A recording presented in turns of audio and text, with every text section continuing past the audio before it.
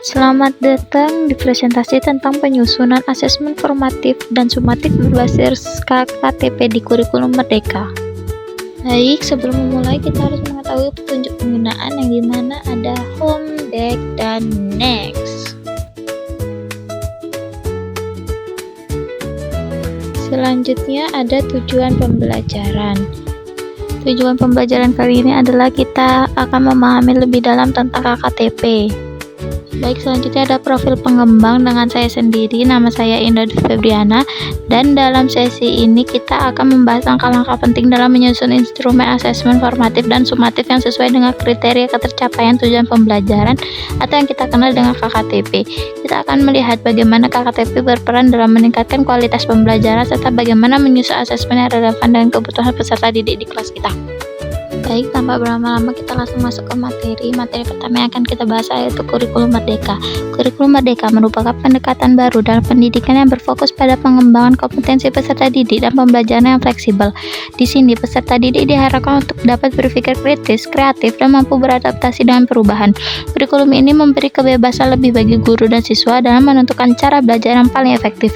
Dalam konteks ini, kriteria ketercapaian tujuan pembelajaran atau KKTP menjadi sangat penting sebagai panduan untuk mengukur pencapaian kompetensi siswa.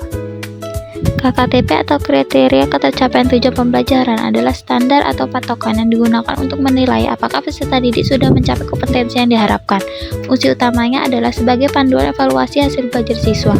Selain itu, KKTP juga membantu guru merencanakan pembelajaran dengan lebih terarah dan menjadi alat untuk memantau perkembangan peserta didik secara berkelanjutan.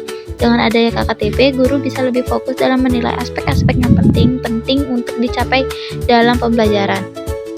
Di dalam pendidikan, ada dua jenis asesmen yang kita gunakan, yaitu asesmen formatif dan asesmen sumatif. Asesmen formatif adalah penilaian yang dilakukan dalam proses pembelajaran.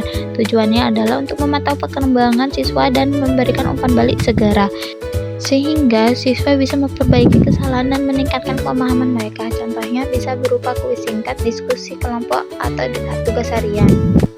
Di sisi lain, asesmen sumatif dilakukan di akhir periode pembelajaran seperti akhir semester atau akhir unit pelajaran. Tujuan utamanya adalah untuk mengevaluasi pencapaian hasil belajar secara keseluruhan dan biasanya hasilnya digunakan untuk menentukan nilai akhir siswa. Contohnya, asesmen sumatif antara lain ujian akhir, tugas proyek, atau portofolio.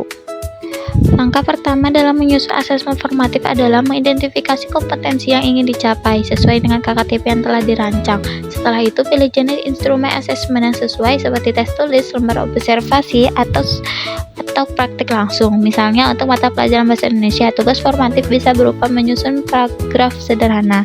Langkah berikutnya adalah menyusun rubrik. Penilaian yang jelas sehingga guru dapat menilai aspek-aspek penting seperti struktur kalimat, kosakata, dan tata bahasa. Rubrik ini membantu memastikan bahwa penilaian dilakukan secara objektif dan sesuai dengan tujuan pembelajaran. Untuk asesmen sumatif, langkah pertama yang perlu dilakukan adalah meninjau KKTP agar asesmen mencakup seluruh kompetensi yang perlu dinilai. Pilihlah instrumen yang sesuai seperti tes objektif, esai, atau proyek, tergantung pada jenis kompetensi yang ingin diukur. Sebagai contoh, dalam pelajaran matematika, asesmen sumatif bisa berupa tes tertulis dengan soal pilihan ganda atau soal cerita. Selanjutnya, tentukan bobot dan skala penilaian untuk setiap aspek kompetensi. Misalnya 60% untuk pengetahuan prosedural dan 40% untuk kemampuan memecahkan masalah. Untuk memberikan gambaran lebih jelas, berikut adalah contoh instrumen asesmen formatif dalam pelajaran bahasa Indonesia di MI atau SD. Kompetensi yang diukur adalah kemampuan siswa dalam menulis cerita pendek dengan struktur yang benar. Instrumen yang digunakan adalah tugas menyusun paragraf naratif. Rubrik penilaiannya terdiri dari beberapa aspek seperti konten atau kejelasan ide cerita yang diberi bobot 40%. Struktur cerita yang dinilai dari orientasi, komplikasi, dan resolusi dengan bobot 30%. Penggunaan kosakata yang tepat sebesar 20% dan ketepatan tata bahasa yang diberi bobot 10%. Contoh instrumen asesmen sumatif berikut ini untuk pelajaran matematika di MI atau SD. Kompetensi yang diukur adalah kemampuan menyelesaikan soal hitungan, perkalian, dan pembagian. Instrumen yang digunakan adalah ujian tertulis dengan 10 soal yang menguji konsep tersebut. Skala penilaiannya terdiri dari ketepatan jawaban yang mendapat bobot 70% dan proses penyelesaian mendapat bobot 30%. Ini memungkinkan guru untuk mengevaluasi tidak hanya hasil akhir tetapi juga langkah-langkah yang diambil siswa dalam menyelesaikan soal. Untuk menyusun menyusun instrumen asesmen efektif, ada beberapa langkah penting yang perlu diikuti. Pertama, rancang pertanyaan atau tugas berdasarkan KKTP dan kompetensi yang ingin dicapai. Pastikan pertanyaan relevan dan sesuai dengan tingkat kognitif siswa. Gunakan taksonomi Bloom sebagai panduan untuk merancang pertanyaan dengan berbagai tingkat kesulitan, mulai dari tingkat pemahaman dasar hingga analisis mendalam. Sebagai contoh, dalam pembelajaran IPA, kita bisa menguji pemahaman siswa tentang perubahan energi dengan membuat soal yang sesuai dengan tingkatan Bloom, dari pemahaman hingga penerapan dalam kehidupan sehari-hari. Langkah terakhir adalah menguji validitas instrumen. Pastikan bahwa instrumen yang disusun benar-benar mengukur ketercapaian kompetensi yang diinginkan sesuai dengan KKTP. Selanjutnya ada kuis yang bisa teman-teman coba melalui link yang ada di deskripsi.